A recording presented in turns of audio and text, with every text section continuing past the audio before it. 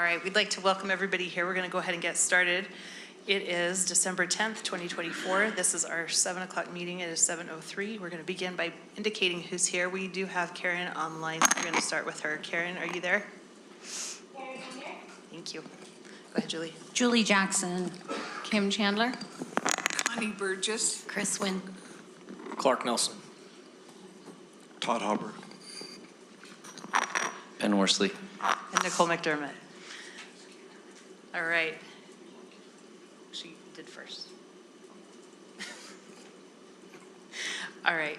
We're going to first welcome everybody who's here. We'd like to invite some and recognize some people. Do we have any PTA representatives?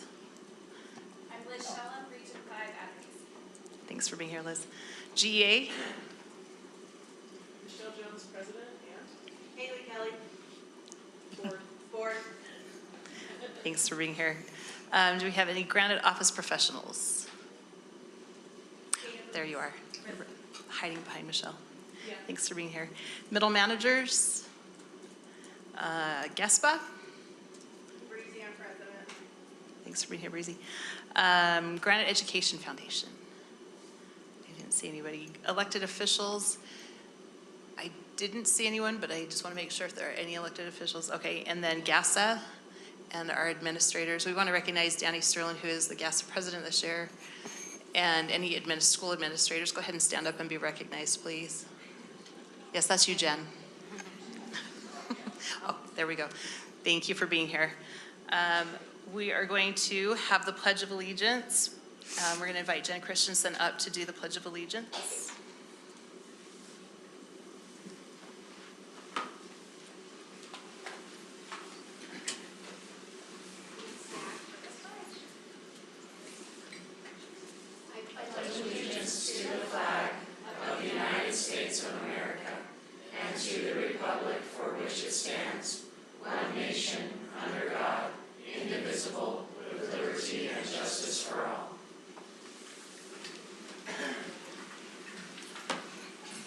Jen Christensen is our fantastic principal from Olympus High School, so thank you, Jen, for doing that.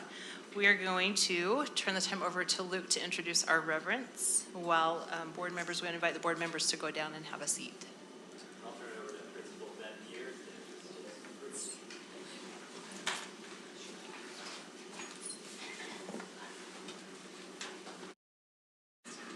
Board members and Superintendent for allowing our Magna Music Makers to perform this evening. Our Magna Music Makers group has been around for quite a long time, and we practice regularly twice a week, and we're just really excited to share a few seasonal songs with you all this evening. Thank you. We're looking forward to a fun performance tonight. I'll let you know, we have our two Magna Music Makers directors, Ms. Heidi Colford, who is one of our kindergarten teachers, and Ms. Emily Schultz, who is one of our fourth grade teachers who practice with our group each week. So, one round of applause, please.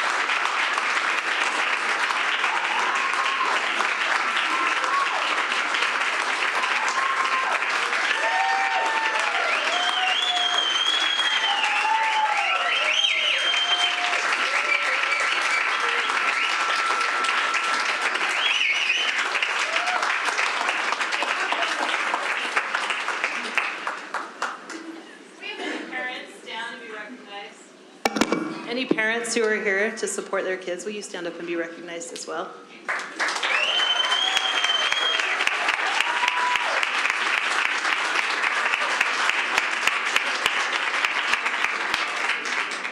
I just want you all to know that the sign of any true good ensemble is that you have kazoos.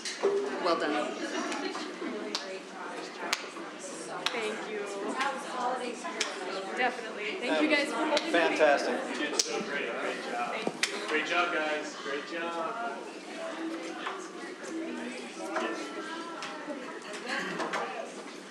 All right, thank you so much, Magna Elementary music makers. That was amazing. So much fun to hear. We are going to go on to our Good News Minute. We're going to start with Julie. I've been trying to spend some lunch times with junior high, and I had the great opportunity today to be at Churchill Junior High, and I had the best news there. So I wear funny hats when I go to school so that people know, so kids remember me from one time to the next. And some kids came up to me and said, "Hat lady, we've been waiting for you to come back. We got something to say to you." And you never know what that's going to be, right? And they had been cut from volleyball tryouts. And they said they felt strongly that at the junior high level, everybody really ought to still be able to participate. And so they had come up with a solution that our district could use to make sure that every kid could still have the opportunity to play through junior high. Now, I mean, of course I'll talk about that, but I wasn't as, that the junior high athletics program was not the good news. The good news is that we had these 13-year-olds who saw something that could be better, and they were critical thinkers, and they knew how to come and make change. And you know, that is what we are trying to do here. And today, their approaching me was evidence that we are creating the kind of thinkers that we want to create. And with the kind of confidence, the kind of understanding of the democratic process and the way that structures work in our country and in our state and in our district, and I was so excited about that, and that's my good news today. Thanks, Julie. Kim? I wanted to highlight the Cypress High School play this month. I was able to attend that recently, and I know a lot of effort goes into these productions from all involved, but I wanted to recognize especially the student actors. They had so much energy, so much dedication to their roles. They made that play. They did a really good job, did exceptionally well, and just wanted to share my appreciation for that. Thank you. Connie? I appreciate going to junior high, and Mr. Roach invited some elected officials come to talk about the government, and what an opportunity it is for young people to learn from those who are closest to the group, which will make the biggest effect. So the city officials came, and just thanks to teachers that invite others to come into class and share what their knowledge is on the subject. I also attended the Cypress musical by Birdie, and also the Hunter High production of Music Man, and they were both excellent. Those students put their heart and souls into that. Hard work all around, and I just appreciate their efforts to bring smiles to faces of everyone in those audiences. It was just a lot of fun. I got a great opportunity to go to Whittier Elementary and read with students. They do such a neat program where the students are they earn minutes, well, pages, they read pages, and then they get to earn a reward in January to go to a movie. And so all the students have reached their goal, and I know some of board members also went, and I want to thank you guys for going there. But they do such a great job to help those students just get a little bit, push them a little faster to get some reading minutes in. And then last night I went to Orchard Elementary. to walk through their luminaries. And it was just beautiful. And they put heart and soul into that school. And those students were super proud of their artwork. And it was really magical to walk through that in their media center. So thank you, Orchard. I had the great opportunity to attend the production of Alice in Wonderland at Crestview Elementary School a couple of weeks ago. Tremendous production and tremendous talent and a tremendous amount of hard work that went into helping those students put on that production.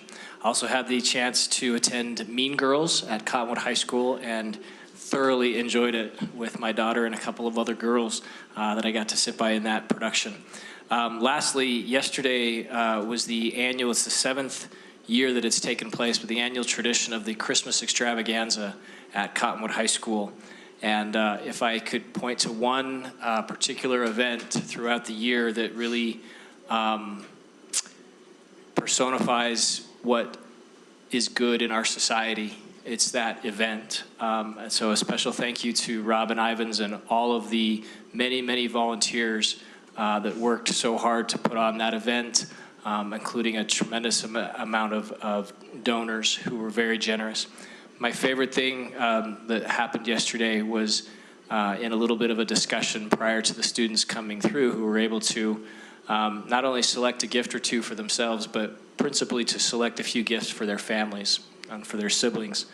And Robin talked about making sure we gave the students the opportunity to express some gratitude for the generosity of those that had provided donations for such an incredible event. And I couldn't think of a better way to celebrate the season than to express that kind of gratitude for others and for their contributions to our society. Thanks. Karen?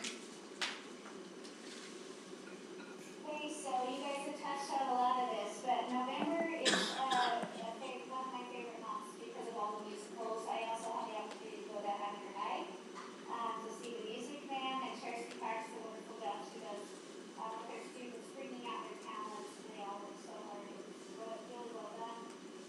Ranger High also has done an excellent job with Elf. And it was so fun in November to see Elf. It was a great kickoff with everyone just to see them. Everyone did really well. I enjoyed both of those presentations. Also had the opportunity to go to the PTA luncheon, the region luncheon, and just a quick shout out to all of our PTAs across our district. I know summer's kind of a busy month. Many PTAs are trying to look for ways to support faculty and staff and show their appreciation. So thanks to all of our PTA friends out there. I've had the opportunity to go to some Thank You Thursdays, and one of the parts of that I just love is I get to go all over the district and see different schools that I'm not as familiar with, so that's been a lot of fun. Another shout out to Valley Junior High Go Tigers again for getting a high attendance award, the most improved attendance, so we go Tigers. And last but not least, I didn't have the opportunity to actually put Santa Sacks together this year, but I do want to still give that whole entire program a shout out. I've seen those bags being delivered at schools, and just the social workers, it was a tremendous impact. Our foundation has been putting those together to ensure that kids don't go without, and it was just a wonderful, it takes many times to make light work, and they're a great example of that, so that is my good news minute. Sorry I can't be there tonight in person. Thanks, Karen, and we appreciate you joining us online and miss you being here. For mine, I just wanted to also recognize I was able to go to Cottonwood High School's musical, Mean Girls, and it is the PG-13 version. It is the high school version. And also Kearns High School, which did Hadestown, both phenomenal. They did a fantastic job. I was so impressed. And Benyon Jr. did a musical review, so it was really fun to go see all of those. I know several people here did do the Granite Education Foundation, the Santa Sacks, and I want to reiterate what Karen said, that it's amazing what the foundation is able to do, and we appreciate what they did. The highlight I just wanted to say was I got to go help some of our literacy and I think math coaches in the district. I don't even know where, maybe Noelle could help me with this, but they assembled 4,000 literacy and math kits for our kindergarten students to take home. And everything that was in that kit was donated. It was donated by, I believe, the Tony Finau Foundation. And they had just fun games and things for kids to be able to do at home. And I thought, what an amazing opportunity for some of these kids. Some of these kids are probably gonna take it home and help their parents learn some English and learn some things that they've never had an opportunity to learn. And what a great opportunity to be able to send this home with their kids. We worked for 2.5 hours and we only assembled 2,600 of them. So there are still a few that need to be assembled, but their goal is to start assembling these kits and giving them to next year. They want to do kindergarten and first grade is my understanding. But just amazing to see and to talk to the people who were there and how they heard about it. Oh, well, I heard it on Facebook, or so-and-so is my aunt, and so-and-so is my cousin, and just a community effort really that came out and helped support this. So it was really fun to be there and be part of that. And that is my Good News Minute. Thank you all. We're going to turn the time over to, I'm assuming, Luke, to do the recognitions for tonight. We have one recognition tonight. It's our holiday card contest winners. I'll turn the time over to Dr. Noelle Converse for that recognition.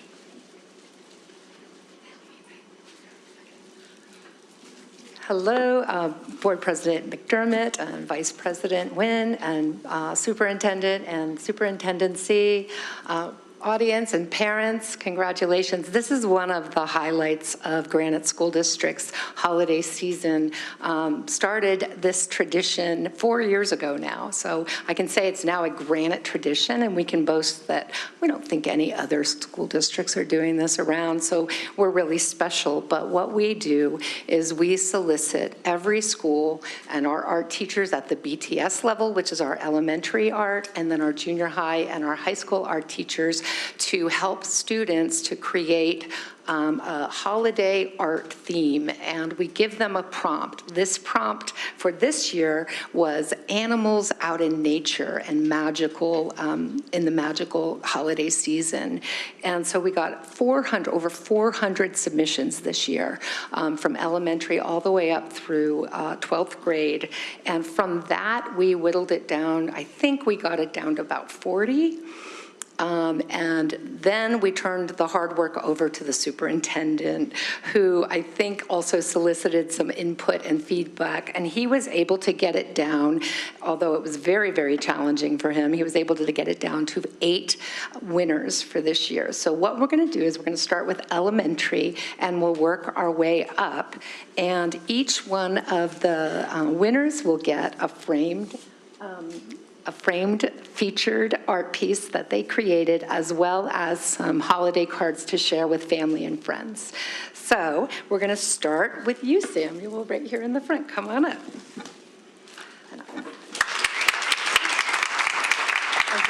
This is Samuel, and he is a 4th grader.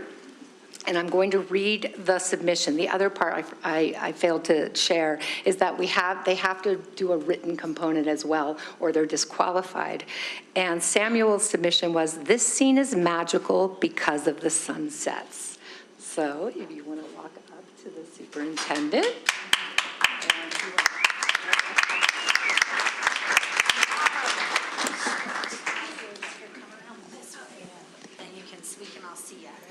Oh my gosh. So, Samuel, that's amazing. Oh my gosh, what an adorable detail. That's so cute. Samuel, hey, wait.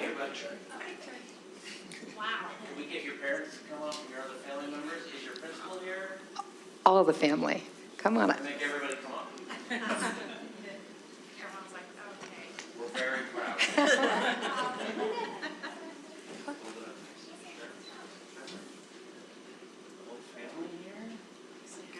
Right there.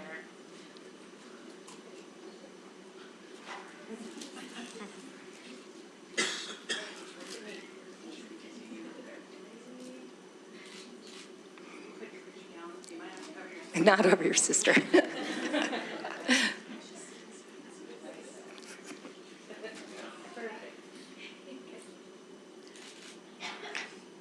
Thank you, Samuel. Congratulations.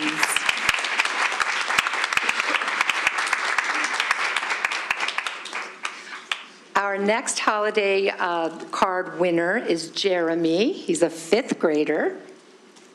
Come on up, Jeremy.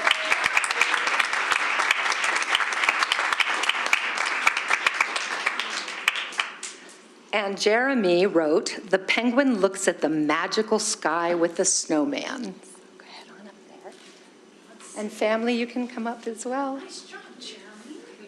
Thanks for making our card. So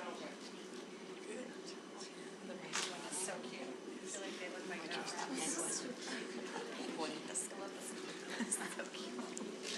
Right? Jeremy, good job. Good job, Juan. And Jeremy's principal, Julie Wilson, is also here.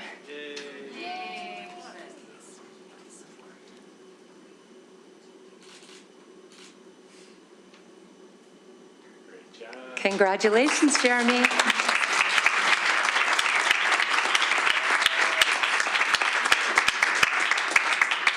Okay, our next holiday contest winner is Liliana, 6th grader. Come on up, Liliana.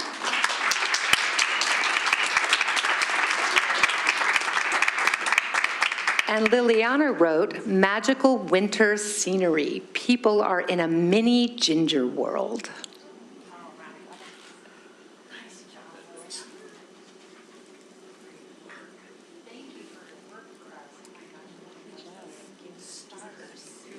Come up, you too. Yeah, you get to get in there too. That's a cute house. And that.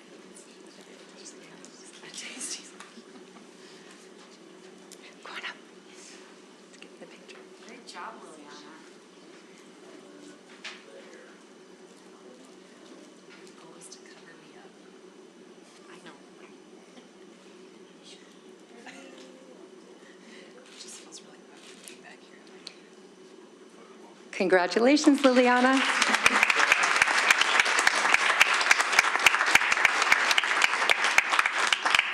Our next winner is Eliana, and she is a 7th grader.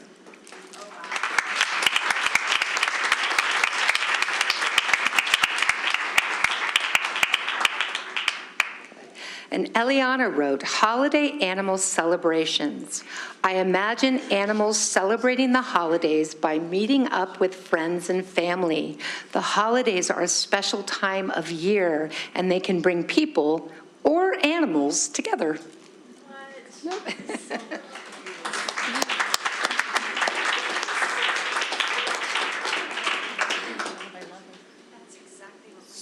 And family, if you'll join us up on the stage.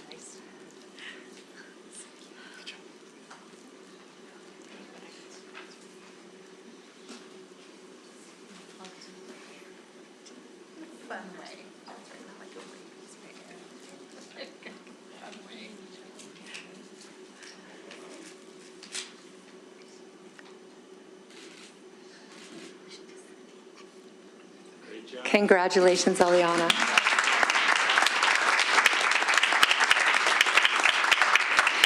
Our next winner is a 10th grader, Samantha. Come on up.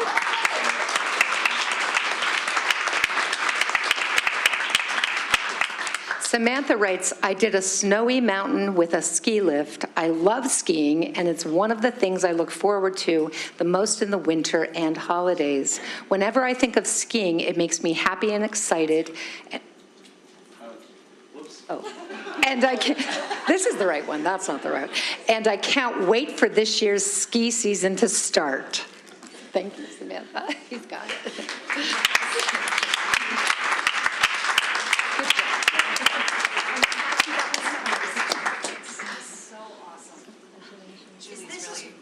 Is this a particular ski resort? I'm just wondering.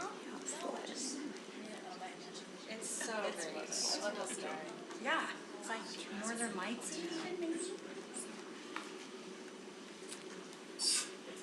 Awesome.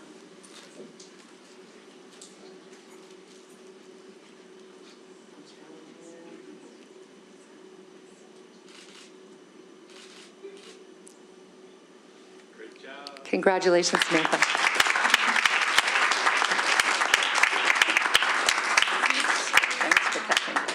Okay, I'm not sure, Jocelyn, are you in our audience? Okay, we'll quickly just read Jocelyn's, what she wrote about her picture, and maybe Luke, you can just hold it up. But, oh, superintendent's doing it. Okay, the bear celebrates the holidays with its cubs in a warm cabin surrounded by festive decorations. They like to open Christmas presents while drinking a warm glass of milk and eating cookies. Thank you, Jocelyn. We'll get this to you at your school. And then I'm not sure I saw Euritzi. Are you here? Okay. Euritzi's an 11th grader, and I'll quickly read what she wrote. Winter is a cold time and can feel tiring, but there's a lot of color and warmth hidden in plain sight. Fruits and flowers still flourish, and many beautiful animals are still energetic. It's beautiful how a monochrome time actually has lots of colors if you look for it. Yeah, it's beautiful. Okay, last but not least, we have one senior, Samuel, if you'll come up.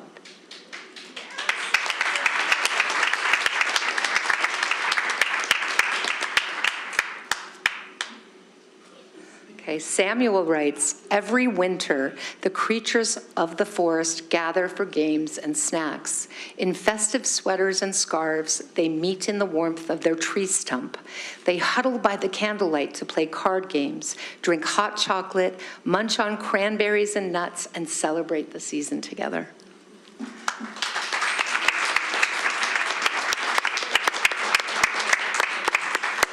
Families and principal.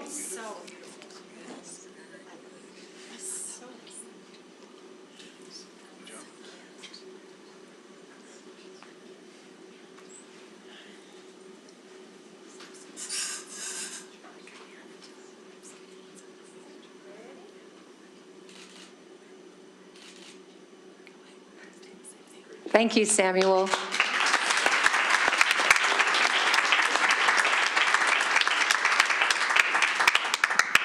Congratulations to all of you. I just want you to know that Chris and I got to see these last week, and we approved them, and we sat there and said, oh, I want this one. No, I want that one. Oh, wait, no, I like that one. Oh, I just want one of each. And I think as I invited the board members to see them also on the way before we went to dinner, they all said just about the same thing. They were all just so cute, and every single one had something that was amazing about it, and we loved them. So thank you so much for those students who participated and submitted artwork. Well, very well done. And thank you, families, for being here. We appreciate it.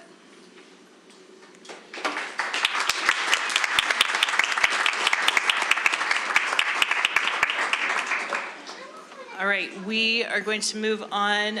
We have patron participation time listed. This is, to be clear, this is not the public hearing. So if you signed up for the public hearing, we will get to that later as we get to our PAC study.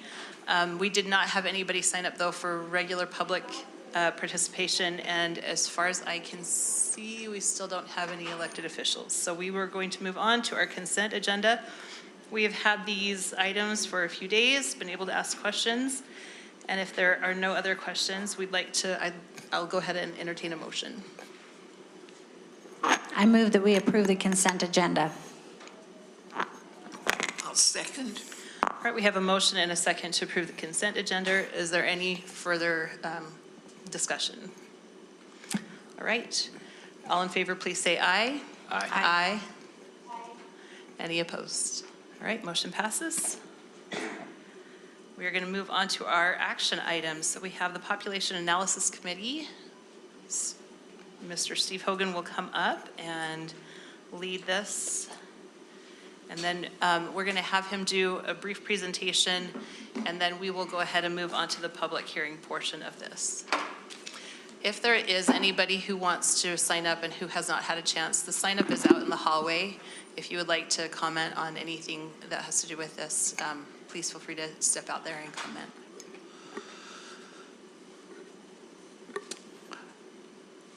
Board President, board members, Hat Lady, others.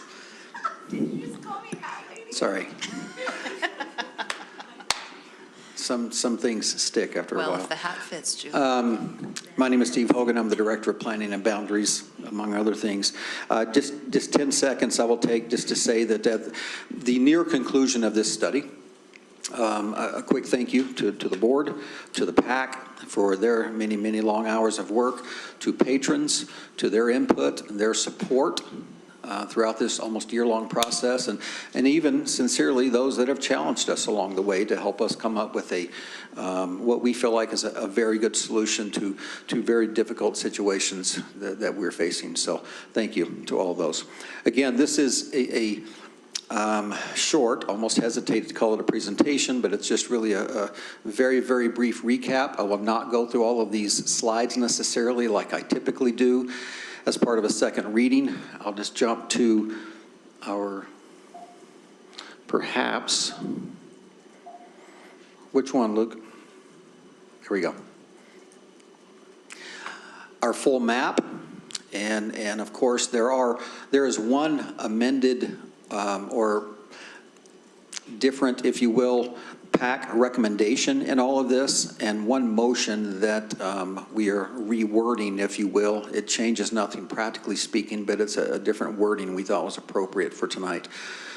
And so I'll just say again that we're talking about simply a small change between Pleasant Green and Lake Ridge, and then of course the potential closing of Orchard Elementary as well as Redwood Elementary, and some boundary changes between Walker and Wilson and Walker and Lincoln, as well as some secondary changes between Westlake Granger, Hunter Junior Hunter High, and also Granite Park Junior High and Valley Junior, and the one recommended change between Matheson and Hunter Junior.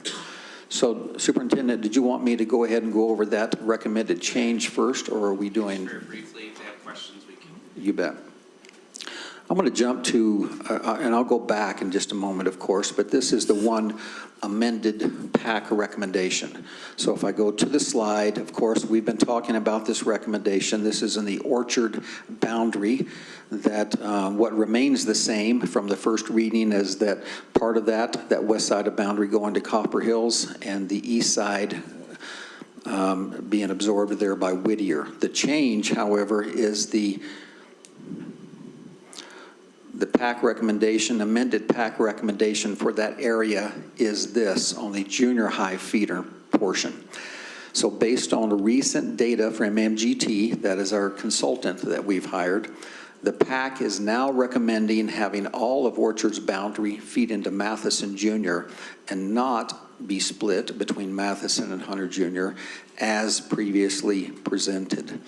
In other words, the PAC is recommending we maintain the board's December 2023 decision to have all of Orchard boundary feed into Matheson. Would you like to share why you came to that conclusion? You bet.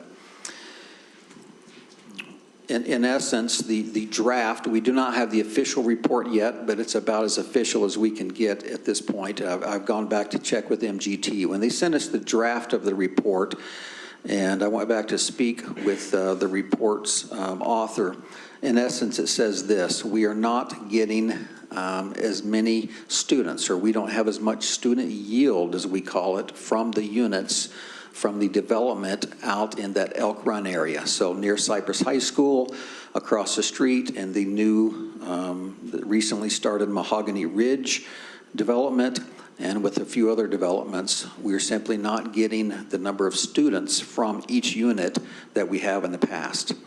Combine that with some continued declining enrollment in the existing housing, that makes a difference in what we would consider a good recommendation. So in other words, what this means is a difference on that east side that would go to Whittier, or excuse me, Hunter Junior in this case, of about 100 to 120 students. If this goes through as we had been talking about and was presented as a first reading, we believe long-term, and long-term I mean over the next 2, 3, 4 years as development comes in, Hunter Junior would likely be larger in enrollment than Matheson by about 100 to 125 students.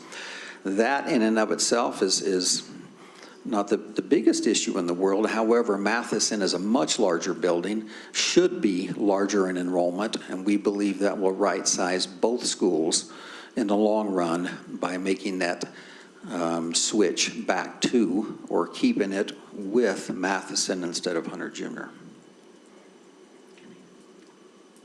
I think we should also note that those students will feed into Cypress. So even if they would end up going to Hunter Junior, they would still end up at Cypress. So the natural feeder is Matheson to Cypress. Correct. That does not change, correct. Okay. Board, you've had these slides and you've been able to see them. Other than that change, it's the same as that we had as we had last month. We're going to go ahead and move on to the public hearing portion of this, if there's no further questions right now. Okay.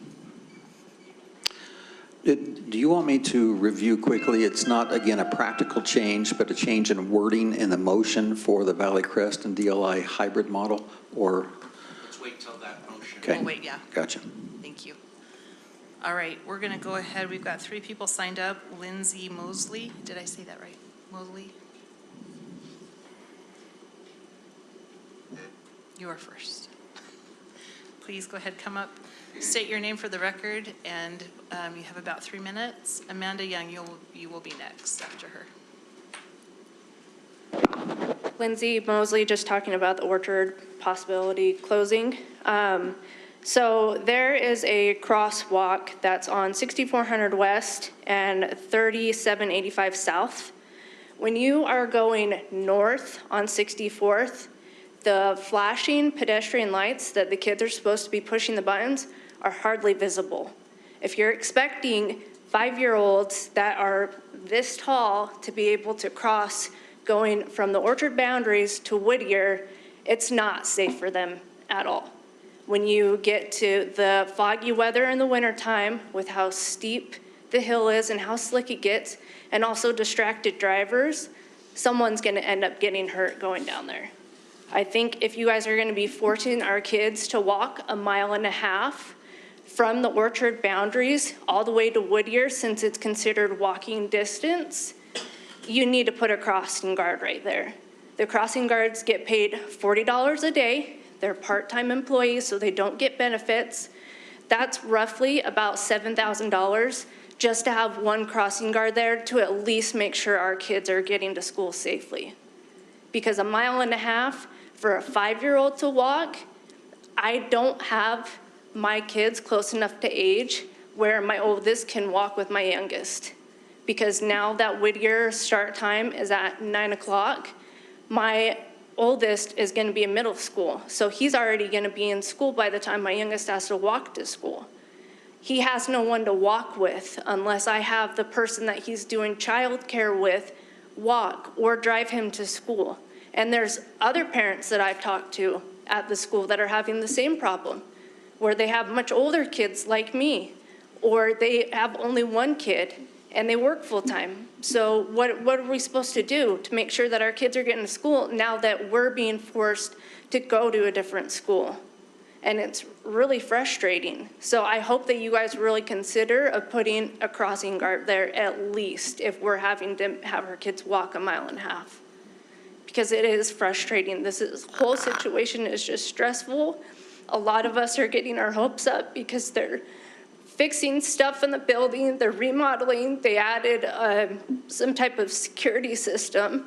A lot of us are thinking that maybe this is a good sign that it's not getting closed, but I can see everything. This is all just part of the process, and it's frustrating. So I just really hope that you guys consider putting a crossing guard there because it's the least that we can do for these kids. Thanks, Lindsay. Would you mind if I commented on that real quick? I appreciate that concern, and we'll make sure as we communicate with Unified Police in that particular area, our desire as we work through the spring safe walking route process. So thank you for bringing that concern to our attention, and we'll make sure to follow up with the local municipality on that. it could be the appropriate.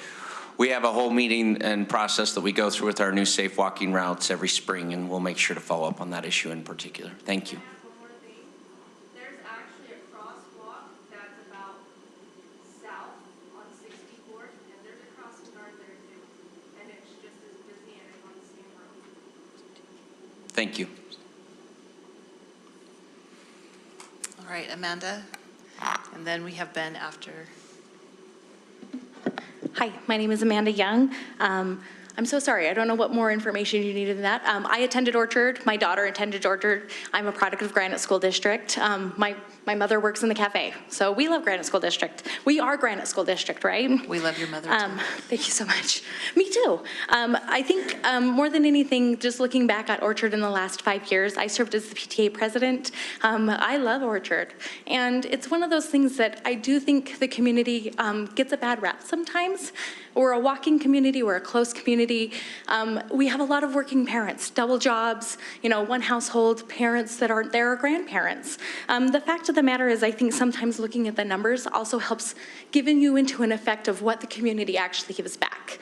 When I started in the PTA, our fundraiser for that minute for the PTA that first year was $1,900. The next year was $7,600. Since then, they've been pulling anywhere from $10,000 to $12,000 in fundraising. And mind you, this is a fundraiser where it was just donations. So the community is there, the community is available. I understand if the community maybe didn't provide feedback, but the fact of the matter is Orchard is loved. And we've also watched Orchard kind of become the target goal of 3, right? Like, we understand that one of these reasons that we're going to think about closing Orchard is because it's become a 3. And unfortunately, I don't think that's community's fault. I know that that's something that has happened with 2020 and things like that. But the fact of the matter is, if we're basing it just on enrollment, that doesn't make sense either, because community, like the corresponding elementaries, there's 5 of them, Lake Ridge, Copper Hills, Pleasant Green, Whittier, and Wright. We're within 30 students. So we're within 30 students even losing 6th grade, that it doesn't make sense that we would close it due to enrollment. Also, the walking paths. We're a walking school. If you close this, you are going to put things into an unsafe ability to kids to walk to school. I live right off of 41 and 72, and for any of the children in our neighborhood, the overwhelming response has been, I'll go to charter school then. If Orchard closes, I'll go to charter school.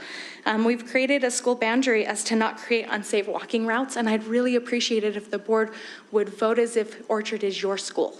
Vote as if this is your child attending it, because technically it is. These are all our children. Orchard is your school. And we're hoping that from a community standpoint, you would understand how much it's loved. I will not cry. And that closing it sends a message to the community that you're not giving it a chance. And that's all that I have to say, and I appreciate your time. Thank you so much.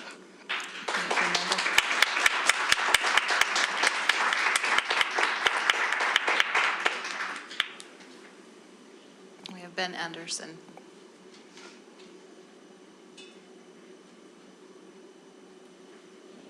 Thank you, Board President and Superintendent, for this opportunity to speak. My name is Ben Anderson, and I live in the Valley Crest Network. And I am standing as a father who's very concerned and opposed of the Valley Crest boundary change to Monroe. My oldest son and my oldest daughter were products of Valley Crest and the DLI. My son went through 6th grade and decided he didn't like Spanish anymore and decided to go to our boundary junior high, which was Hunter Junior. And then we had to pull my daughter out in 3rd grade because of some instances with the school regarding COVID and some of her teachers going on maternity leave that put her behind in reading, so we pulled her out of dual. The area which I live, which is roughly 5,200 west and 3,500 south, is just outside of the busing route zone for the proposed boundary change with Monroe.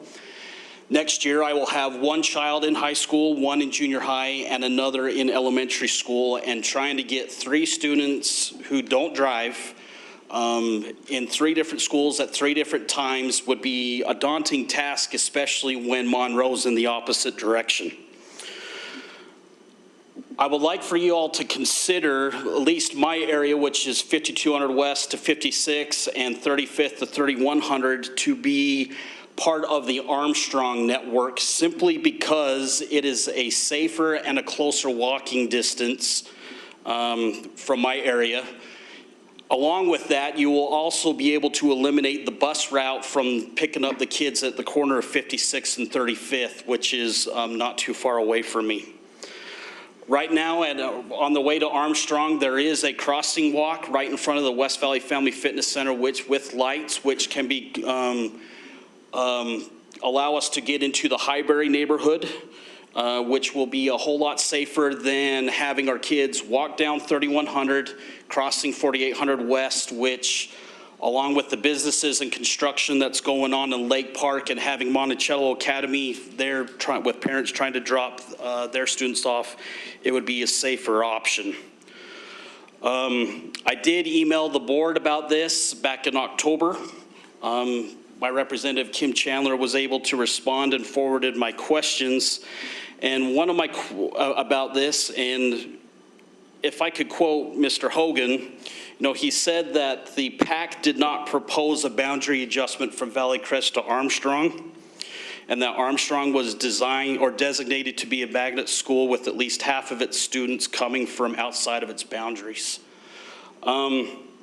If the PAC didn't consider it, I would strongly encourage the board to consider it, simply because there's about 250 inside Armstrong's boundary that go, and with the roughly 670 students, those go out of boundary.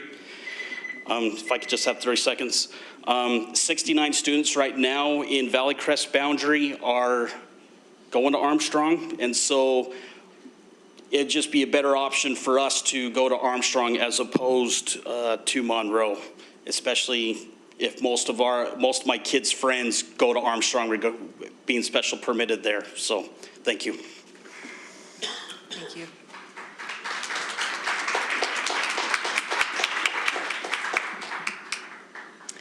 Thanks. We have one more, Tracy Farley.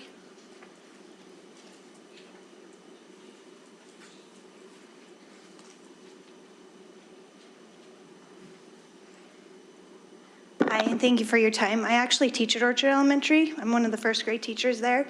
And I just want to say thank you for a couple things, taking into consideration the fact when we split the boundaries into 3 sections, you moved our kids that were going right back over to go with their community to Copper Hills, and that was a big thing with you considering changing and closing our schools. So thank you for that.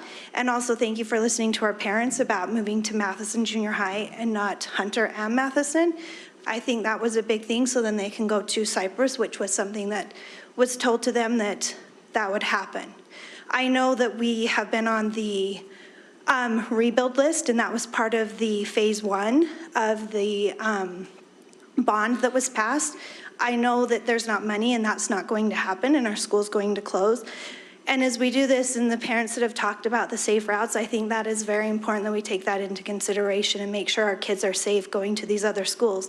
Because when you sit at Orchard Elementary and you map out from Orchard to Whittier, Orchard to Copper Hills, if I was to do a walking route, that's going to take me about 20 to 30 minutes, and I'm an adult. So our littles need that protection. And I know our littles that live at that school, come to our school, our community, I know how flighty they are, and I worry about them walking. So I think that's something that needs to be taken into consideration that's been brought up also. The other thing that I think with our community in particular, I think this is like this perfect storm that's come together, unfortunately, with the junior high moving 6th grade out, school closures, the high schools, and all this boundary change. I really don't think, even though when we look at everything that's happened, our community really wasn't informed. And I say that because we need to be sensitive to our community, Orchard Elementary's community. There's a lot of families that don't speak English, so even though we might have sent things out, I don't think they really understood with also the lingo of the PAC, what that meant. And I think it kind of got underneath sixth grade moving out of our school. So I don't think our community really knows, because being part of the community and listening to our parents, there's so many of them that have no idea, because the focus was so much on sixth grade moving out of our school that our community didn't realize, oh, PAC, population analysis, whatever that is, they didn't understand it. Even if it was communicated in postcards, different things, we've been putting it out, they just don't understand the lingo. And I think that was something that in the future, looking at the community itself and being sensitive to the families and making sure that's really being communicated, because I don't think it was. And that's from my perspective, actually talking to our community and talking to parents and knowing that they're all pretty shocked at what's happening and whatnot. So as we do this, I think the safe routes and just making sure communication to certain populations is taken into consideration in the future. Thank you for your time. Thank you.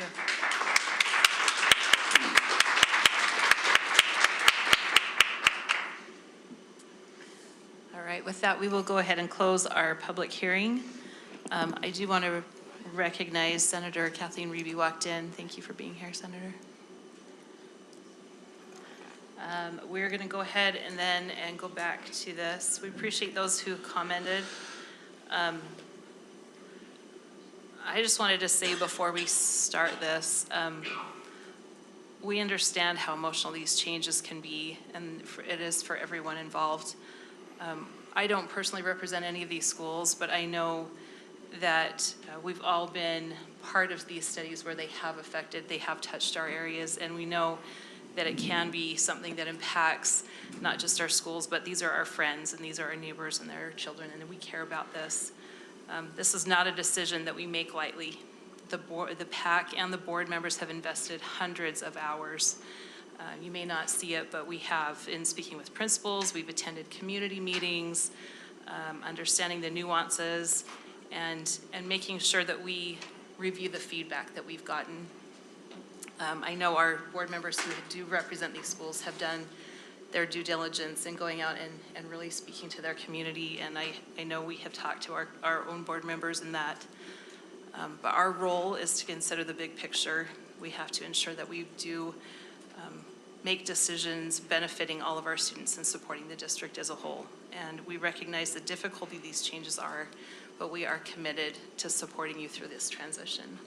So with that, we'll go back to our the first motion that we have proposed, is the final adjustment, or excuse me, the adjustment from Pleasant Green to Lake Ridge. You'll accept a motion? Yep. I move to approve the boundary adjustment from Pleasant Green Elementary to Lake Ridge Elementary as part of a second and final reading. I'll second it. All right, we have a motion and a second to approve the boundary adjustment from Pleasant Green Elementary to Lake Ridge Elementary as part of a second and final reading. Is there any further discussion on this? All right, all in favor, please say aye. Aye. Any opposed? Sorry, we got you, Karen. Okay, motion passes. Just point of clarification, there's this map on the second part, and there are 3 slides representing, one, the motion strictly referring to the elementary boundaries and closure, potential closure of Orchard.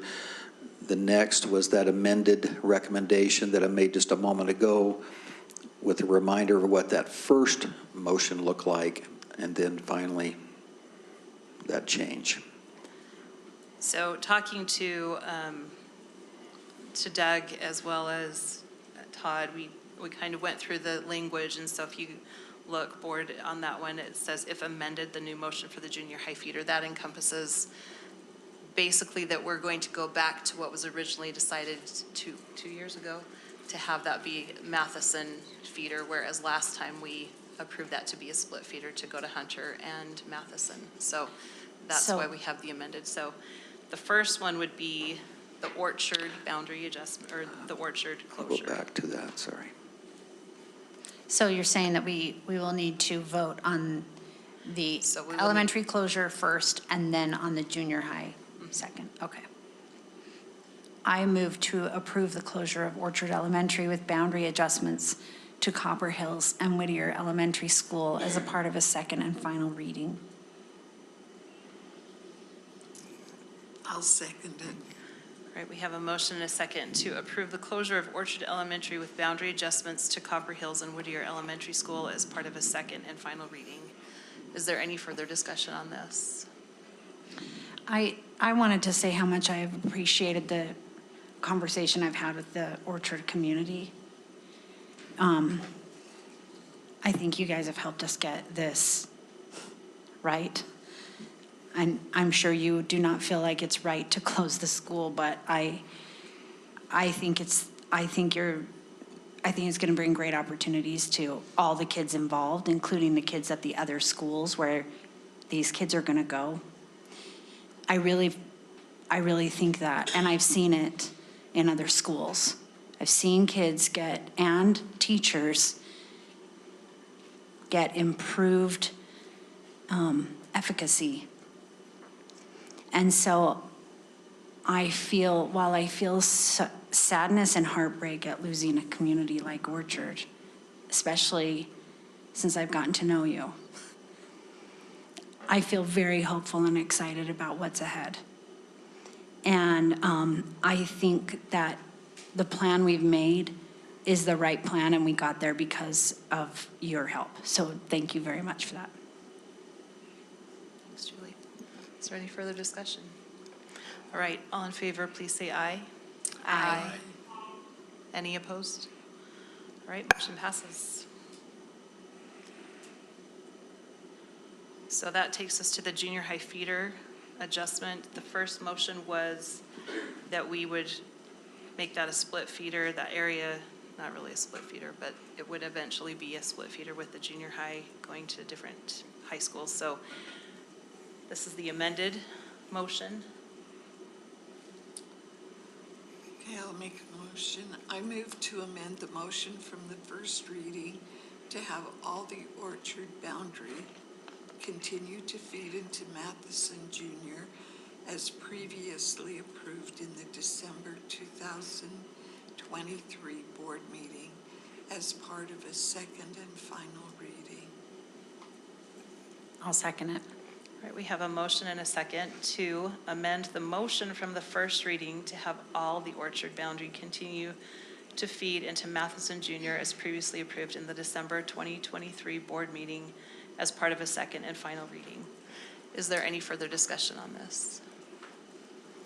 I just want to say I appreciate that the PAC was very mindful of this. I think it is the right decision to send those kids there. It keeps that school and that neighborhood at least together in that sense. And I appreciate the thoughtfulness of that. All right. All in favor, please say aye. Aye. Aye. Any opposed? All right, motion passes. Next slide, of course, map illustrates the proposed closure of Redwood Elementary and those boundary adjustments.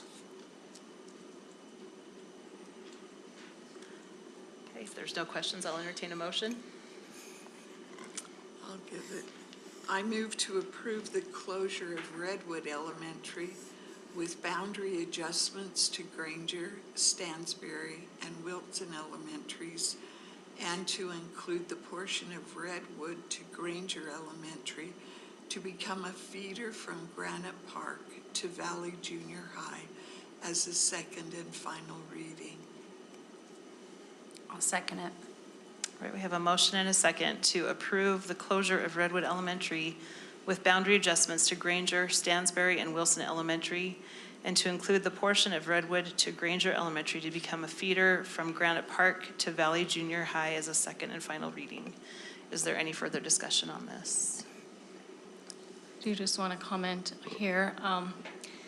I want the community and the parents at Redwood and at Orchard to know how much I appreciate and acknowledge their efforts to speak out about the closure decision. So many parents and teachers and administrators and community members attended multiple meetings, sent emails, shared feedback, even though for many of those parents, getting to our meeting locations was not easy. I know many more would have come if they could have.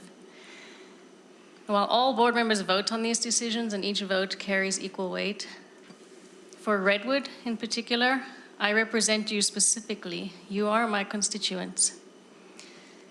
And as such, your feedback is incredibly important to me and weighs heavily on any decision I make. I have spoken with your devoted teachers who clearly love the community and have worked hard to try to provide for them in many different ways. I've heard from parents and others who have spoken passionately and eloquently about their concerns, whether their feedback was in support of closure or against it, because I received feedback on both sides.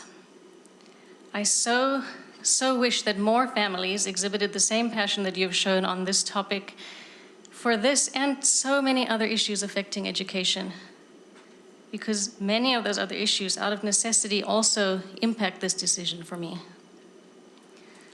I know that a closure result doesn't please many of you. However, after weighing all of the information that has been shared and spending a lot of time looking at all of the details that have been gathered together, I have decided to support this closure. And as Julie said, I am optimistic about the opportunities that the change will bring, and will do what I can to help in that. Thank you. All right, with no further discussion, did you have anything, Connie? I did. Oh, go ahead, Julie. I've really appreciated the conversation with Redwood parents and teachers as well. And it's so interesting how quickly one can say the motion and then vote, and then the closure happens. It seems so fast, but it's been hundreds of hours and many sleepless nights for many, many people to make these decisions. I really appreciate the love that is felt at Redwood Elementary and the way that those teachers uniquely understand the needs of their kids. They're really looking out for them. And I'm gonna vote in favor of this closure, because I think when I've talked with the schools that would be receiving these kids, they've got big plans. They're very excited to receive these kids. And I encourage those schools to reach out to those teachers who are at Redwood to make sure that you understand the unique needs of those kids. And I would say the same thing to the schools who are receiving kids from Orchard. I think the teachers really know specifically what those kids need. So I encourage those receiving schools to be great listeners. And I also encourage those schools to make sure that they allow their school culture and climate to change because of this. Don't just decide that you're going to fit people into what you're currently doing. Allow their strengths to change what your school looks like, because it's going to, and it's going to be exciting for all the schools involved. I have great hope for this school population. I think these Redwood families are going to be so excited. They're going to be crushed, and then I think they're going to be so excited a year later, after they've had time to adjust and the culture and has had time to shift. I think it's going to be pretty amazing. So this is one that I'm especially hopeful for. All right, with no further discussion, we'll go ahead and vote. All those in favor, please say aye. Aye. Any opposed? All right, motion carries. Moving next to the proposed boundary adjustments to Wilson and Lincoln and the family shelter carve-out. Again, the map that we've seen many times before. The motion really has not changed necessarily from the first reading.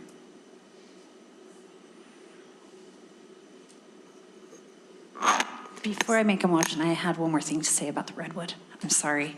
I just wanted to make sure to say, in our last meeting, we were concerned about a safety issue. And I just wanted to make sure that we said here in public meeting that we got that resolved. That group of kids, we found a bus that's only going to cost us the gas to send to pick up those kids who were in that area we were concerned about.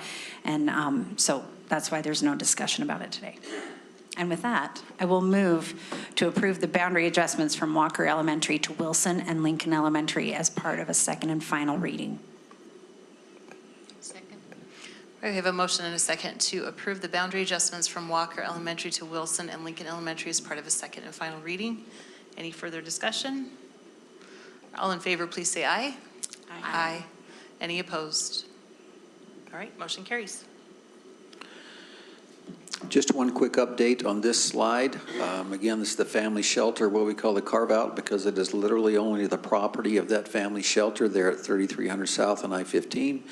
I got an update on this last week, and the funding is anticipated to go through in January. Nothing's official until it's official, but is anticipated to go through. However, there will be training and gathering of resources for a few months. The current startup time for that shelter is sometime in March of 2025. And that goes back to our point of making this effective in January. Okay. So with that, if there's no questions, I'll entertain a motion. Okay. I move to approve the boundary adjustment from Walker Elementary to Wilson Elementary, specifically the location of the Family Center at the corner of 33rd South and I-15, with the boundary adjustment effective January 2025 as part of a second and final reading. I'll second that. We have a motion and a second to approve the boundary adjustment from Walker Elementary to Wilson Elementary, specifically the location of the family shelter at the corner of 3300 South and I-15, with the boundary adjustment effective January 2025 as part of a second and final reading. Is there any further discussion on this? Seeing none, we will go ahead and take a vote. All those in favor, please say aye. Aye. Any opposed? Right. Next is the proposed DLI Spanish hybrid model, which leads to other dominoes, which are part of this map and boundary adjustment and changes. This was simply the first reading motion, and the change I was referring to earlier was not a change in practical of implications, but a change in, based on a conversation with the superintendency and others involved, just a change in wording of how between the first and second reading. And so this would be, if amended, the wording of the second reading. And to clarify, that is with the intent to follow statute. Correct. Thank you. So this is the motion? This is the new motion, correct. It's a bit Steve, longer. I thank you for writing these out. This is like a huge service to us to have these written, because they're very complicated. I move to amend the motion from the first reading, from that of school closure of Valley Crest Elementary, to a change in programming at Valley Crest, in which a traditional school with boundaries will become a Spanish DLI magnet school without boundaries. This includes accompanying a boundary adjustments from Armstrong and Valley Crest to Monroe, Monroe and Hillsdale discontinuing their DLI program, and a feeder pattern change from Westlake Junior and Granger High to Hunter Junior and Hunter High as part of a second and final reading. Do we have a second? I'll second. All right. Good question. Just a quick comment. Did we cover earlier the statement about existing DLI and STEM students? With their ability to continue at Westlake or Granger High School. I did not mention those. However, I have talked to those principals. We do have that agreement in conversation, and I meet with them again tomorrow after principals meeting. But yes, we do have a plan in place for those students that have been attending or are currently attending Westlake and Granger High School, or those that are coming up through that system. If they want to continue in that program, they may do so. They would have priority in the open enrollment process. Thank you. Just wanted to make sure we covered that. And then, can you speak to just why or why not a boundary change from Valleycrest to Armstrong, as was mentioned in a public comment earlier, is or is not a possibility? Right. At this point tonight, would that be a difficult thing to change? Of course, without having vetted that more through the communities. I guess the answer in short is it's never just one thing. Is it like we often say, there are no perfect solutions, but the solutions we do come up with we think are very good and have many more positives than negatives. That means often that some patrons, Mr. Anderson and his family sounds like included here, it may not be the best solution for them. So in other words, would that change help them and the walking boundary look different? Yes, but there are also other sides to that coin where and I can't list those immediately right now without looking at my notes from something back in the early spring of why we discussed it but didn't move forward on any other changes. Other than to say, we know that families always have the option to choose another school. We live in an open enrollment state. If that's where they choose to apply to go to Armstrong, they may do so. And we've already talked to many that we believe will do that, and we anticipate some of that happening with every boundary change. But given all the data we had, we felt like the change in Armstrong's boundary on the east side of their boundary going to the new Monroe was more advantageous overall than changing something on the other side of that boundary. What is the availability? Do we know, like the capacity for Armstrong versus how many kids they have? Is there availability for those families who it may be an easier walk for them to go to Armstrong? I think the capacity at Armstrong is not necessarily the issue currently, especially after losing sixth grade. Part of the philosophical question is that school is designed to be a magnet school, if you will, to attract students from not just our district, but from all over, and they do that. And how many of the students they want to continue to have from outside of their boundary as part of that STEM school, it is a question that John Paul and I have talked to the current principal at Armstrong, have talked about quite a bit, and they will have to continue to look at that. But in short, I don't believe capacity necessarily is the issue. They will have to look at that, though, again, with boundary changes close to a school like that accepts a lot of permits, they will carefully go through those and vet those. So there is for families to be able to apply for that if they are in those boundaries, or if they're close to those boundaries, Right. that is still open. Right. There's certainly, anyone's welcome to apply there. Okay, thank you. All right, so we have a motion and a second on the table. Is there any other discussion, any further discussion about it? Can I say something real quick? I'm sorry. Actually, it's not, sorry. It's just in regard to what? We're happy to hear your comments after. 25 students out of district go to Armstrong. All right, we have a motion and a second. All in favor, please say aye. Aye. Any opposed? All right, motion carries. All right, thanks, Steve, we appreciate it. Thank you. I just want to say that I think it's really important that we get it right for the schools receiving kids that are coming in. And so I hope that we refine our efforts for those schools to be inviting and welcoming those newer kids into the schools. And I'd even love to see us put together a process for that, because I think that's really crucial to the retention and to making sure kids feel safe in this time when it's pretty shaky, stressful time for them. So I would like to see us put together plans that we can hand to principals, because we've got experience now. I have an answer. It's a great comment and something I think we have learned in our years of doing this. A few years ago, we did create a transition process, a document for that. This, in fact, begins tomorrow. where we began meeting with principals. We have a timeline and a document. In fact, I'll be glad to share it with you. And that does very much include not just the physical movement, but it's sharing literally list of students and names with principals so they can make direct contact, so we can transition and combine, like you mentioned earlier, school community councils, PTAs, and combine those strengths of our current and incoming families. But there is a long list of transition needs and efforts that are made.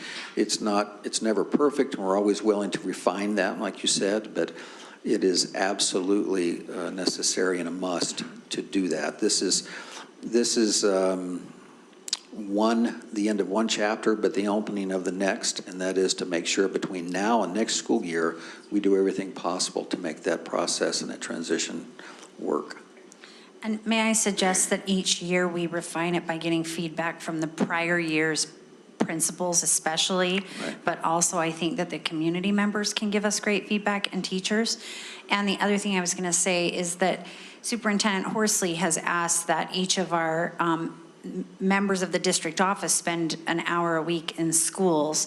And I think this is a great opportunity to help with this because, you know, there's no reason why we couldn't have, someone as highly qualified as Leslie Bell go over and take over lunch for the Whittier principal so the Whittier principal can go get to know the Orchard kids. Right. And so that principal is not a strange face when they come to the new school. You know, I think we can utilize our district office in ways that we have not previously done in this process. Right. Would love any and all of that feedback to improve that process.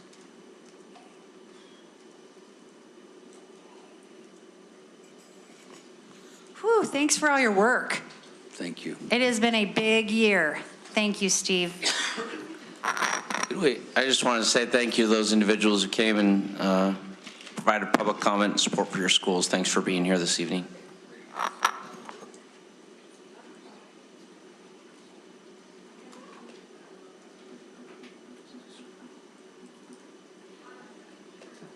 All right, we're going to move on to the calendar survey results and calendar options. We're going to invite Shauna and not Craig, Steve or Sean.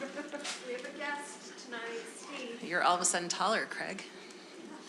Just kidding. Yeah, please excuse Craig.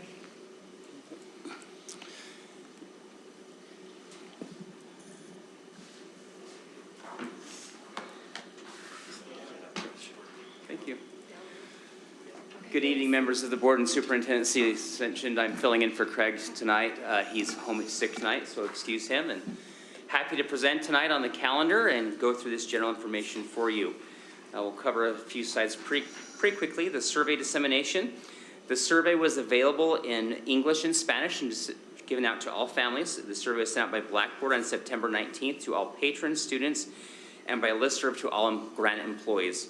The survey reminder was resent in October. A couple of months to fill it out. The calendar makeup committee consisted of 6 parents, the Region 5 PTSA representative, school level administrators of 3, 1 school counselor, 3 secretaries, transportation director, 1 GTI representative, 4 GEA teacher representatives, and also include Craig Stauffer, Shauna Jensen, who co-chair the committee, along with board president McDermott. They all sit on the calendaring committee this year. Let's say, where am I represented on there? Am I a parent? We added you on there after it, so Oh, okay. you're extra. Yes. You chair. So I just wondered. late addition. And also Luke Allen from Communications. Yes. The response rate by connection to Granite. So which of the following best describes your connection to Granite District? The question was asked. For both, 408 are both parents and employees in Granite School District. 700 employees, 193 students, and 2,850 parents. So a total of 4,151 responses to the survey. So pretty good sample size. Next, it's broken down by network. Which high school network do you represent? You have a small category of other. You can see Skyline had the most responses, followed by Olympus, and then Taylorsville, and then it kind of drops from there. But each network does have representation in there, as you can see. Next, we start diving into some of the questions, the general preference. Which type of schedule do you prefer? Shorter summers or longer summers? As you can see from the response rate there, 60% prefer a longer summer to the 40% that prefer the shorter summer. Based on this, just the question asking about summers. And then a change we've made the last couple of years is, would you prefer second term with it ending at term break, so it ends before we go on winter break, or it ends in January? It traditionally has been that second week in January. So you can see from the responses there, 2,408 or 58% of the people surveyed want the break to the end of the start of winter break to be the end of first semester. About 9.7% want the term to end in January, and the other percent just had no opinion on what they wanted that to do. And I'll turn it over to Shauna.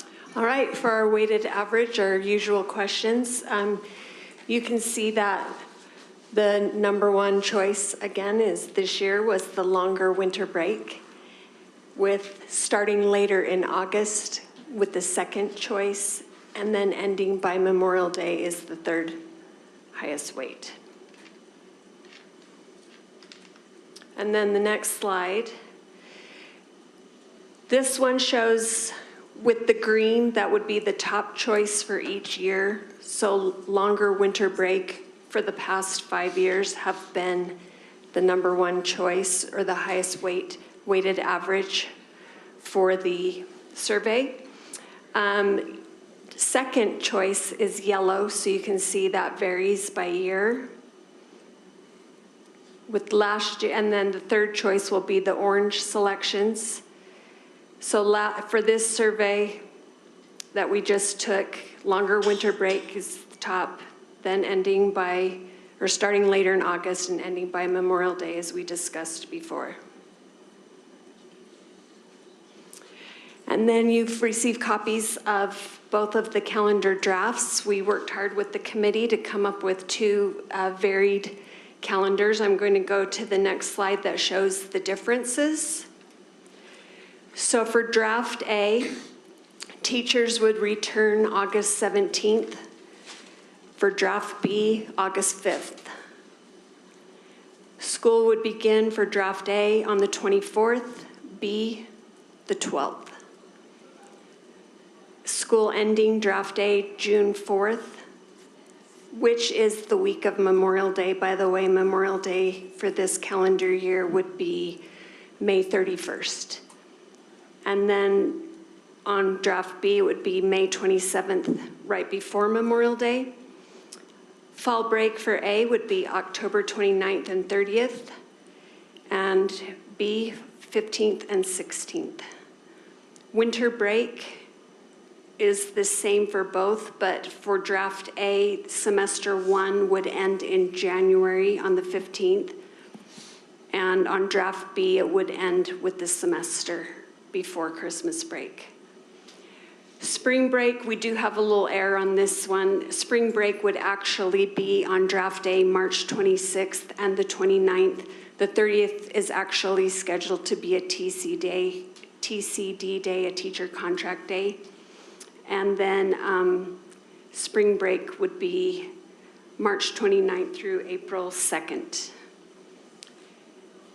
Term days, term 1, we try to keep these as even as possible. Doesn't always work out that way, as you know. Term 1 on draft A would be 47 days. Term 2, 41. Term 3, 45. Term 4, 46. And on B, term 1, 45. Term 2, 41. Term 3, 46. Term 4, 47. Questions? No. Okay. Say thanks for making them different. Yeah, they're different, really different. Yeah, thank you. It's going to be interesting. I think so read this too. other survey. Yeah. I think that was our goal, and I think I wrote you all that, we really wanted to make them different so that there was a huge, people always say, well, there's not much difference between the two, why does it matter? And I think these are two very, very different calendars, and really makes a difference. So thanks, Shauna, for working on this. I do, just because I feel like this is in such conflict, the one thing that I would say is maybe we need to, in the future, put on the calendar, on the survey, would you like to start later in August, or would you like to end the semester before our holiday break, or winter break? Because I don't see us being able to ever do both of those. And if starting later in August is their second choice, but so many of them say, yes, we want to end the term by break, I don't think they understand how those two correlate with each other. Paul, didn't you have a question on that last year? We did include that on last year's survey. Well, Because I had brought that thing up earlier. You know, the 60% that wants the semester to end, but also the 58, and then 60% that wants to start later in August. Those two things cannot coexist, being said. correct. So refresh my memory, did we have questions similar to that last year? Yes, we did. And we also did have it on this survey because last year was the first year that we had done this, and this being the second year, we did have a question this year that said, if the semester ends by Christmas break, we have to start earlier in August, along those lines. And So that's so, what it said. but it still is confusing with so many requesting a later start. So if we do start later, we cannot end the semester. And that was articulated on the survey. I just wonder if we word it a little differently, because it's true, if we say, would you rather start later in August and end the semester after winter break, or would you rather end the semester at winter break and start earlier in August? I don't know. So combine those. Yeah, just kind of, because I don't think people see. Yeah, it's confusing. That's just to me, when you look at these survey results and they're like, yes, we want to have it go after, we want to start later in August, and we want the term to end at break, and we want to get out before Memorial Day, and Which means no breaks. and literally we sat there and said, like Shauna can tell you, it's like, don't give them the day before Thanksgiving then. Make them come back between Christmas and New Year's. No, I was just like, let's take out all the breaks then, literally, and see if that's really what they want. But that would, I think, burn teachers out. I'm just gonna be honest. It would, I think teachers need a break as well as kids, so anyway. It's interesting too, a low point was fall recess, but remember the year we didn't have a fall recess and how that went as well? That did not go over well for teachers. Yeah, so, anyway, any other questions or comments? One quick point of clarification on the weighted average, the historic weighted average table. The columns read 2021, 22, 23, 24, 25. Does that mean 25, 26 school year? That was the Survey year. That was the survey year. Okay, because it just. I might have just the wanted numbers wrong on that. I might have didn't change. So does that mean 2024, I think it's supposed to be 2025? 26, yeah. For the survey, for this calendar, for the 26, 27 survey, that's what 25 should say, 26. Just clarifying that, because someone could potentially look at that and say, how could you have survey results when we are not in 2025 yet? Good question. That's what it's for. Thanks for noticing that. All right, so this is really, this is an action item as far as, what is the action? Doug? Yeah, to approve these calendars We just for approved them. public comment and feedback. Okay, so that's the action. So approving the calendars for public comment and feedback. So if we're okay with these two calendars to put them out, this will send it out to a survey in January, is that correct? For the public to give comment on, as well as vote on which one they prefer. So is there any further question? If not, I can entertain a motion on it. Yeah. I move that we approve these two calendars presented as drafts that can go out for the public survey in January. Second. Was that official enough? Because it didn't sound official. For the 2026-27 calendar drafts. Sorry, Karen, what did you say? I was just telling her to have dates. Okay, thank you. Now that Steve's writing my motions for me, I can't make up my own anymore. All right, so we have a motion and a second to approve these two calendar drafts for the 2026-2027 calendar survey to go out in January. Is there any further discussion on this? All right, we'll go ahead and take a vote. All those in favor, please say aye. Aye. Aye. Any opposed? All right, motion carries. Thank you.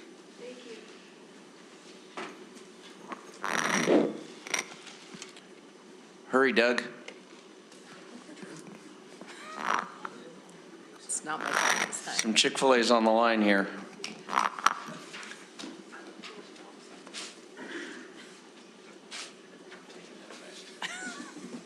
Okay, board members, we have two policies, both second readings, that I'm proposing for you tonight. The first is naming district properties, improving mascots, monuments, and permanent artwork. We talked about this policy last month.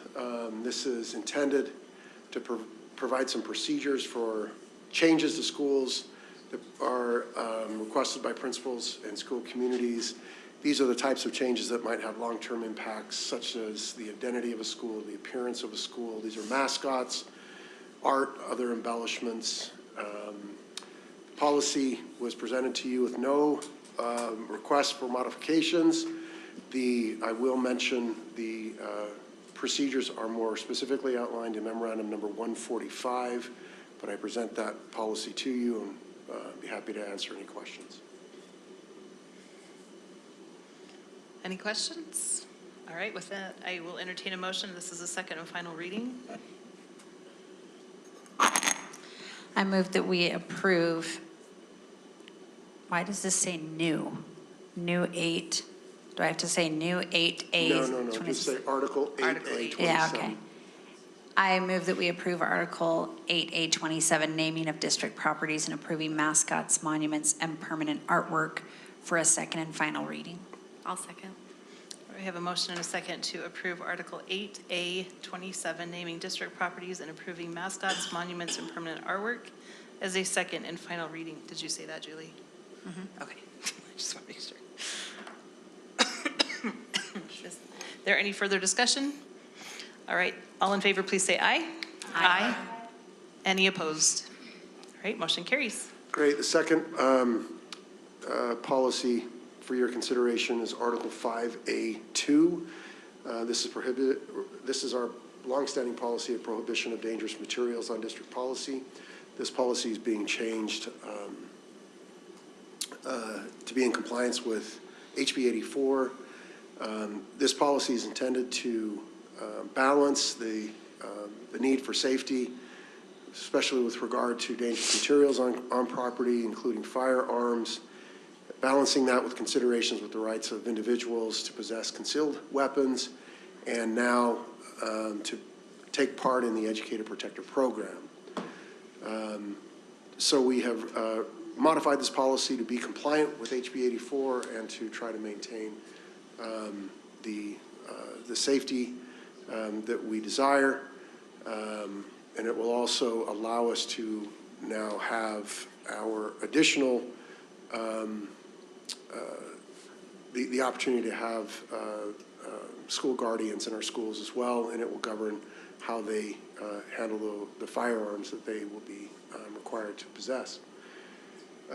This policy, there were no modifications that were requested by the board last time, and I present this policy to you for second reading. Is there any questions? I'd be happy to answer. Any questions? I will entertain a motion. Go ahead, clerk. Do it. I move that we approve Article 5A2, prohibition of dangerous materials on district property, for a second and final reading. Second. All right, we have a motion and a second to approve, sorry, I gotta get there. Article 5A2, prohibition of dangerous materials on district property is the second and final reading. Is there any further discussion? Seeing none, we will take a vote. All those in favor, please say aye. Aye. Any opposed? Motion carries. All right. That Thank you, moves board us- members. Thanks, Doug. That moves us on to our superintendent report. I'm going to give the best gift of all and preclude my report by simply indicating that I've seen some incredible charitable acts and gifts given this holiday season to our students and the community and our teachers stepping up in incredible ways to support our students. And just my profound gratitude to be able to witness those events. And that is all I have for you this evening. I hope everybody gets some rest over the break, especially our wonderful teachers and administrators, and comes back refreshed in the new year. So thank you for all that everybody's doing. Superintendent. Hey, Karen, let's go ahead and start with you since you're online. Just echo a little bit what Ben said. I don't have any reports from any committee, but I just sure wanted to give a shout out to all of our awesome faculty, staff, members throughout the district, regardless your role. I hope you have a happy holiday, Merry Christmas, a little bit.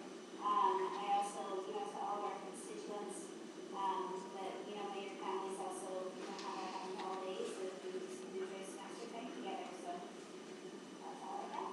Thanks, Karen. Clark? I have nothing further to add. Appreciate the comments from both Ben and Karen. Chris? I just forgot to mention the PTA luncheon, but thank you, PTA, and it's not too late to join. You can still join PTA even this late in the year. Just my shout out. Thanks, Chris. Connie? The Parks and Recreation have a survey online that they would like people to take about their just doing more and more to make sure they focus on what the patrons, the citizens of the county want.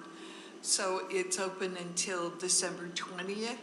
If everyone would please take that survey. It's just under Salt Lake County Parks and Rec. And Merry Christmas to everyone. Thanks, Connie. Kim? I will need to defer to one of the two of you since I was out of town for District Community Council this month, so but I don't have anything else. Thanks, Kim. Julie? Make sure that you have on your calendar January 9th through 11th, which is our USBA conference. And my committee, the legislative committee, will be presenting there about how to effectively connect with your legislative representatives. And we have a USBA meeting this week in which, just so that you're aware, we're going to be presenting a big plan of how to make USBA more effective at the legislative level and how to organize a little bigger. So if you want details, come talk to me. Thanks, Julie. And just so you know, Julie was successfully nominated for the USBA leadership. USBA leadership. Thank you for that, guys. As far as the District Community Council, we met this last week. Last week. It's been a long week. Last week, and we had Ben presented on legislative updates, and Todd. You helped. I left for that part. I apologize. I should let Chris do it. I was there at the beginning. Dave did some PAC information for our district community council members that were there, and then Todd and Ben gave a legislative preview about some issues coming up that would affect our district greatly, and gave good information. I think you shared it with us. Did you share it on Board Book? I can't remember if it's shared anywhere yet. Can? I've not shared it as far as I know. Okay. It's good information. We'll get to you. So we can get that to Trinda and we'll get it out to our DCC members. I've had DCC members ask if they could, if we would share what is shared at those meetings, because not everybody can make it. So, but I know that was a fan favorite, and actually it was really good to have that discussion with Steve, because I think a lot of people realized and recognized what we are up against as a board as far as when we go through these PAC studies and the the difficulties of what we're facing and how we have to go through everything that we have to go through with that. So as far as law and policy, we did not meet this last month. We will meet next week. And that's the only update that I have. And with that, I will entertain a motion. I move to adjourn. Second. We have a motion and a second to adjourn. All in favor, please say aye.